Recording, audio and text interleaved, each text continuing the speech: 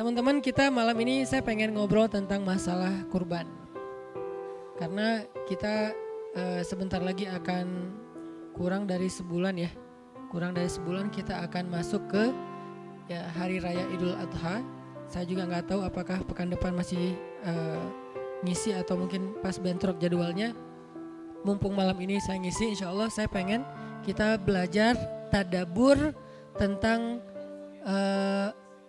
al-udhiyah.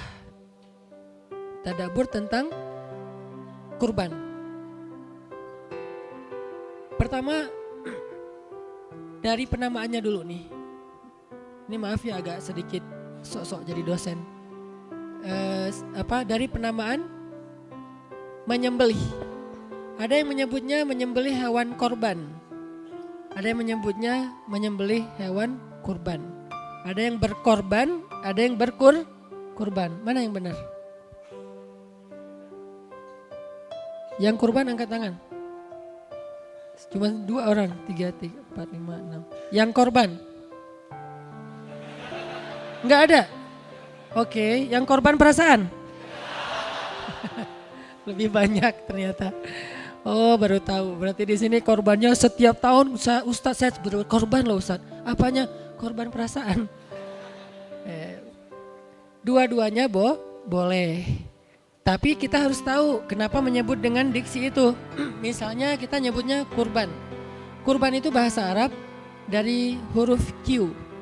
Kurban yang artinya mendekatkan diri kepada Allah. Maksudnya apa? Kita menyembelih hewan di hari Idul Adha untuk menjadi ibadah agar kita bisa mendekatkan diri kepada Allah. Makanya dikenal dengan istilah kurban. Kalau menyebut korban itu bahasa Indonesia, bahasa Arabnya udhiyah. Arti udhiyah itu, adha itu adalah berkorban, bukan berkurban, berkorban. Jadi udhiyah pengorbanan. Adha hari pengorbanan. Tadhiyah berkorban. Jadi kita bisa juga mengatakan korban gak tahun ini? Korban banget, sering saya jadi korban gitu. Nah jadi kalau berkorban boleh, berkurban boleh, atau mau disebut dua-dua juga boleh. Korban-kurban boleh lah, yang penting bahagia ya. Cuman dalam versi Arab lebih sering diistilahkan dengan udhiyah, adha, tadhiyah atau korban. Kalau di Indonesia tergantung lamanya hijrah. Kalau baru hijrah berkorban. Kalau udah lama hijrah berkurban. udah Arab gitu.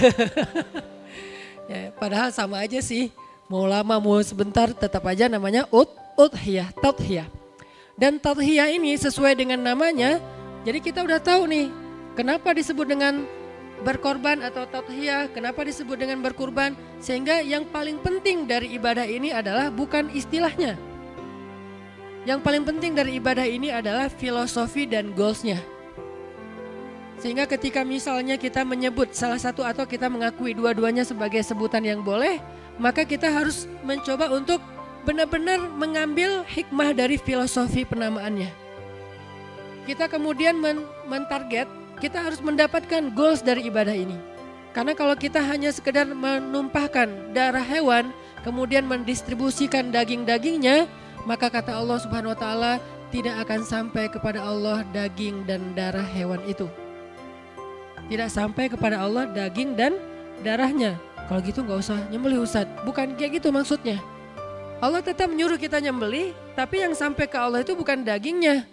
Yang sampai ke Allah itu bukan darahnya. Yang sampai kepada Allah adalah takwa di dalam hati kalian.